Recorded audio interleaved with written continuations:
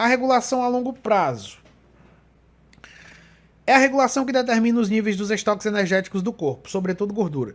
Então, o papel principal da regulação de longo prazo fica mais nas costas da leptina e de outros fenômenos como ativação do simpático e termogênese, como a gente vai ver. Aí, ó, o alimento ele é armazenado por meio da lipogênese no tecido adiposo, a síntese de gordura.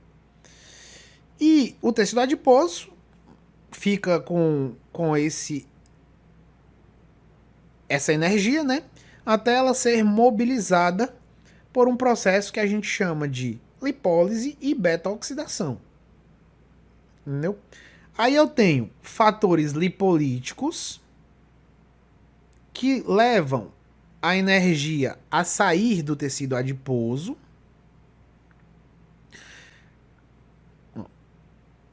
E esses fatores lipolíticos também impedem a entrada de energia no tecido adiposo. É uma via de mão dupla, né? E eu tenho fatores lipogênicos. Os fatores lipogênicos estimulam a entrada de energia no tecido adiposo e inibem a saída de energia do tecido adiposo.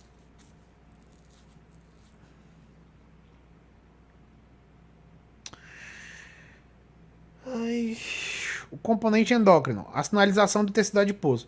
Então, o tecido adiposo sinaliza? Com certeza, é um dos que mais sinaliza aqui.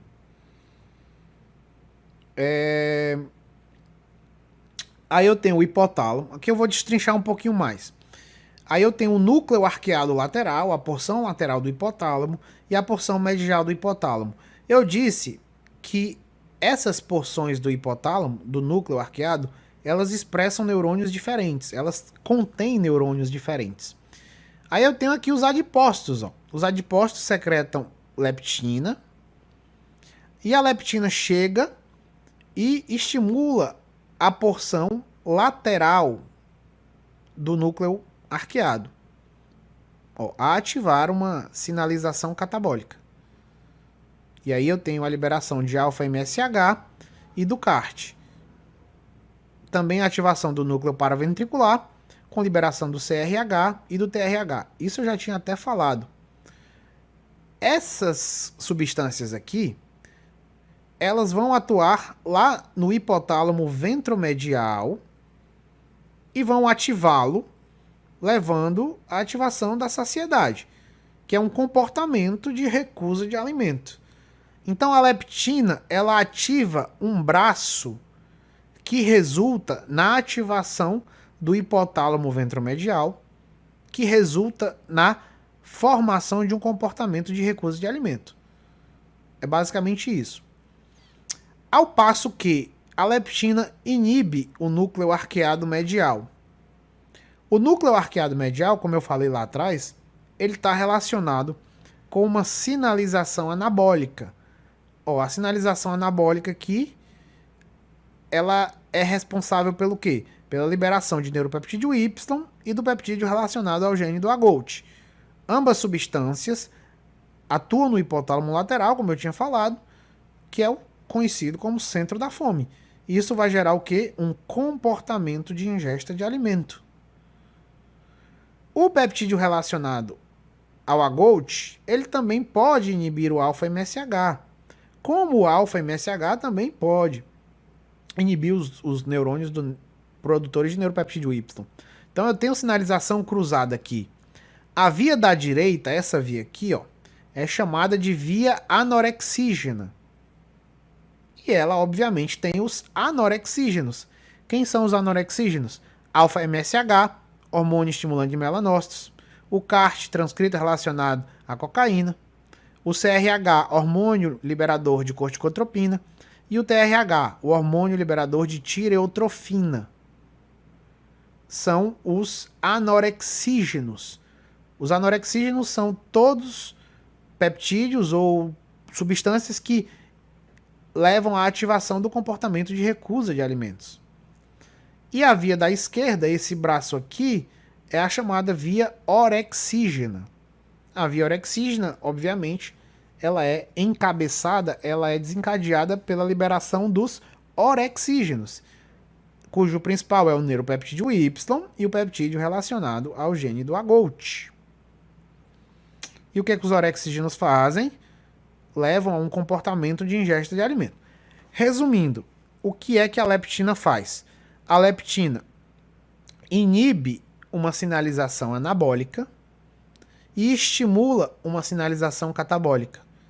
Estimula a via anorexígena e inibe a via orexígena. Porque se eu tenho muita leptina, é como se o corpo tivesse dizendo, sobretudo o tecido adiposo, dizendo para o hipotálamo, olha hipotálamo, eu já tenho muita energia aqui, não ingere mais, vamos gastar aquilo que a gente tem. Vamos gastar aquilo que a gente tem. E aí você tem isso. A sinalização mediada pela leptina, o receptor da leptina é um receptor com atividade de tirosina quinase, associada à quinase, e esse receptor ele leva à ativação de algumas quinases intracelulares que vão resultar num aumento da sinalização catabólica e uma diminuição da sinalização anabólica. É por isso que o indivíduo com resistência à leptina, ele diminui o catabolismo e ele aumenta o anabolismo. Logo, o que está relacionado ao catabolismo? Termogênese, ativação simpática, gasto energético. Então, o indivíduo com resistência à leptina, ele naturalmente tem diminuição do gasto energético, por exemplo. Ele gasta menos. Aí, a leptina dispara uma cascata de sinalização que regula a expressão gênica e pode ter evoluído para regular a resposta à fome. Aquilo que eu disse, ó, é um receptor associado a uma quinase, ativa a JAK, Just Another Kinase, que ativa a via dos STATs. Os STATs se dimerizam e vão desencadear ali várias respostas. A leptina tem isso. Ó, PONC é a proopiomelanocortina. É um precursor do alfa-MSH, que é o principal anorexígeno do nosso corpo, inibidor da fome. Então a leptina tem essa ação para inibir a fome. Só que ela é mais a longo prazo. Que é a mesma coisa, só que mostrando com outro esquema, né? E aí eu tenho o crosstalk, que é a conversa cruzada entre a insulina e a leptina. O receptor de insulina é um receptor tirosina quinase. O receptor da leptina é um receptor associado à quinase. Mas ambos podem ativar o IRS2, que é o substrato do receptor de insulina, que é um potente ativador da PI3K, que eu já falei dela. Então, quando a leptina e a insulina estão juntas, elas potencializam a sinalização de inibição da ingesta alimentar. Entendeu? Então, a insulina... mas a insulina faz você engordar? Depende. A insulina também faz você parar de comer. Ixi, o que foi que eu derrubei aqui? A insulina também diminui a ingesta. Controle. A insulina tem esse papel aí. Importante. Deixa eu só pegar um negócio que eu derrubei aqui. Oh, meu Deus. Ai.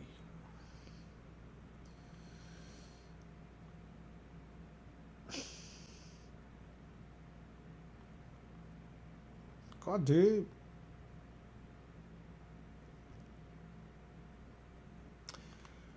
Pronto. Então, é basicamente isso. Aquilo que eu tinha falado lá, né? Do crosstalk entre os diferentes hormônios. É importante a gente saber. Adiponectina. A adiponectina, ela é muito importante num contexto de funcionamento endócrino, porque, a leptina, ela é como se fosse um sinal bem mais a longo prazo. Já a adiponectina é como se fosse um sinal um pouco mais a curto prazo, mas ainda a longo prazo.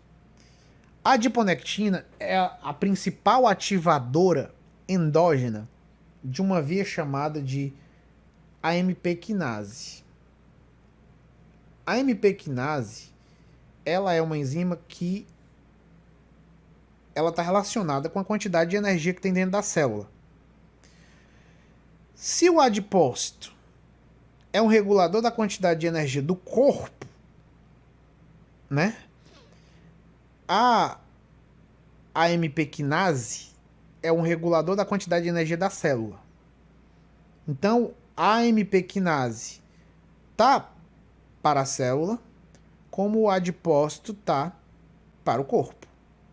Tem funções, entre aspas, semelhantes. Quando a AMP quinase é ativada, significa que a gente está num processo catabólico muito intenso. Que a energia pode faltar ou está diminuindo a energia. Entendeu? E aí a AMP quinase, ela altera o metabolismo para produção de energia. É porque eu esqueci de colocar os slides de AMP quinase, aí fica mais difícil de conceber.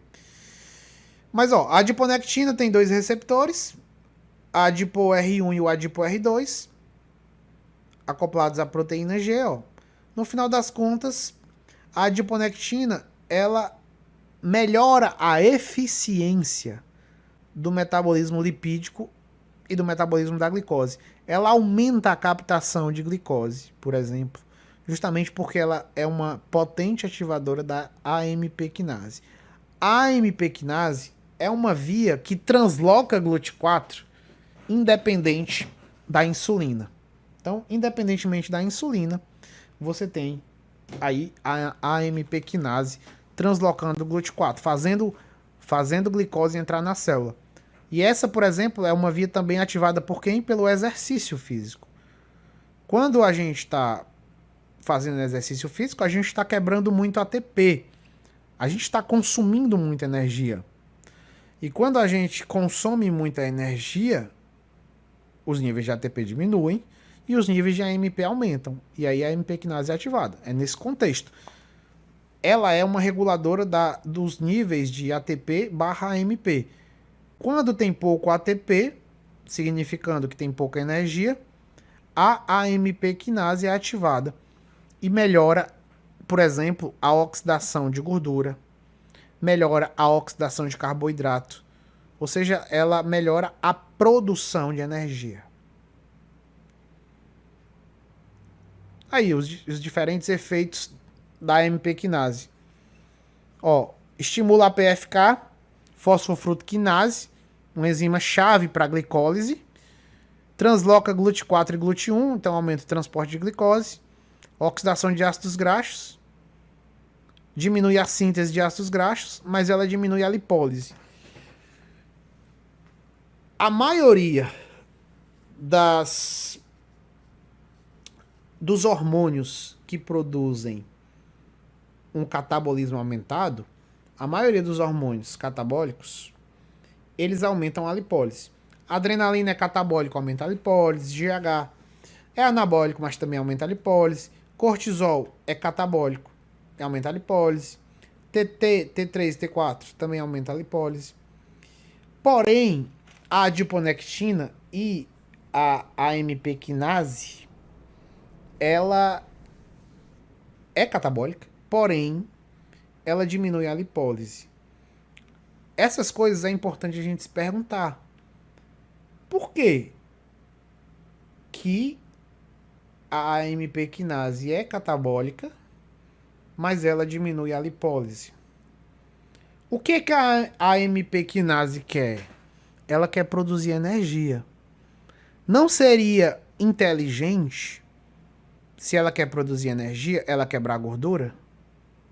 Ela quebrar triacilglicerol? Ó, note, presta atenção. Assim, algumas coisas que eu tô falando, eu acho que tá complicado de entender. Porque eu realmente não tô contextualizando porque não tem tempo. Vou. Porque não tem tempo, né? Então, algumas coisas eu tô só citando. E aí eu não sei se vocês estão entendendo muito bem o que eu tô querendo dizer. Mas vamos lá. Você tem a oxidação de ácidos graxos. E você tem a lipólise. Ó. Vou dar até um zoom. A AMP quinase, ela aumenta a oxidação de ácidos graxos. Ou seja, ela queima gordura. Porém, ela não mobiliza gordura das reservas dos adipócitos, do tecido adiposo. Aí eu vou deixar essa pergunta, por quê? Entendeu? Era de se esperar que ela tanto aumentasse a lipólise quanto ela aumentasse a oxidação de ácido graxo. GH aumenta a lipólise e a oxidação de ácido graxo, a adrenalina aumenta a lipólise e aumenta a oxidação de ácido graxo, T3 e T4 aumentam a lipólise e aumentam a oxidação de ácido graxo, glucagon aumenta a lipólise e aumenta a oxidação de ácido graxo, mas a AMP quinase, a alecrim do campo, diminui a lipólise e aumenta a oxidação de ácido graxo. Para você entender essas coisas, você tem que justamente estudar naquele sentido. Quando a AMP quinase é ativada, o que ela quer? O que ela se propõe? Tá entendendo? Para que ela é ativada? Por que ela é ativada? Para que e por quê? Eu não vou responder. Por quê? Porque tem no meu curso também. Mas é porque anotem alguns questionamentos que eu fizer aqui, que é bom. Você indo atrás dos seus questionamentos, a gente aprende muito. Eu sempre procurei ser autodidata nisso. Eu nunca gostei muito de ficar perguntando a professor, a não ser que fosse uma coisa que eu já realmente procurei e não achei. Eu nunca fui muito de perguntar a professor uma coisa de pronto. Tipo assim, tive uma dúvida, mesmo na aula, eu não perguntava. Eu anotava, ia para casa, procurava por mim mesmo. Se eu não achasse, e eu era meio que obsessivo até, eu procurava até achar. Aí quando eu não achava, eu chegava, professor, eu procurei feito diabo. E eu não achei. O senhor podia me ajudar? O senhor podia tirar essa dúvida? Aí o professor tirava a dúvida, por exemplo. Entendeu? Por que eu fazia isso? Porque quando você tira suas próprias dúvidas, é muito difícil você esquecer. Quando o professor tira, às vezes você esquece, ou às vezes você nem entendeu direito. Então, um conselho que eu dou, antes de vocês tirarem as dúvidas com o professor, vocês procurem primeiro. Procurem se responder. Ah, Cleiton, mas vai levar tempo. Vai. O processo de estudo é um processo crônico. Infelizmente. É um processo de construção. Tá entendendo? Não tem atalho, não. Já dizia Naruto. Não há atalhos. Então, ou você se propõe ou você fica para trás. É um conselho. A maioria dos conselhos que eu dou em relação a estudo são conselhos realmente que levam tempo. Infelizmente, os meus conselhos, em termos de estudo geral, são conselhos para você ir pelo caminho mais difícil. Nos meus cursos, não espere facilidade. Não espere bizu. Eu complico algumas coisas para forçar você a entender. Porque a realidade ela é complexa. Infelizmente, a realidade é complexa. O que eu sempre falo, a didática é boa até um certo ponto. Mas não dá pra gente didatizar tudo, não, infelizmente. Então é isso, ó. É isso que a AMP quinase quer. Fazer com que a gente produza energia e não gaste nossas reservas. Já meio que dei a resposta indireta aí. Mas é isso.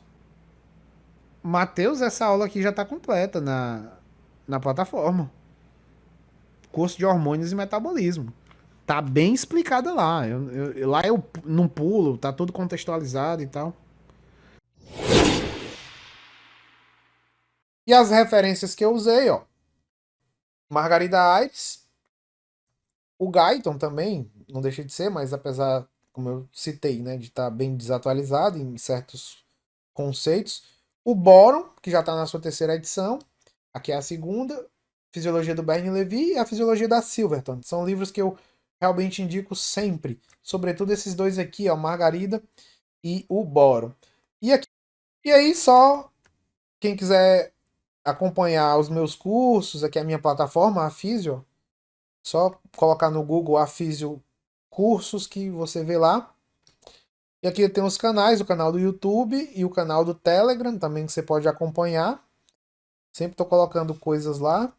Você tem aí o Instagram, meu Instagram, tanto de professor quanto da Físio. E os cursos. Atualmente tenho 12 cursos. Fisiologia e patologia endócrina, hormônios e metabolismo, nutrição e exercício, neurociências, neuroanatomia, psicofarmacologia, alguns de farmaco, ó, fisiologia cardiovascular, farmacologia cardiovascular, imunologia básica. É basicamente isso.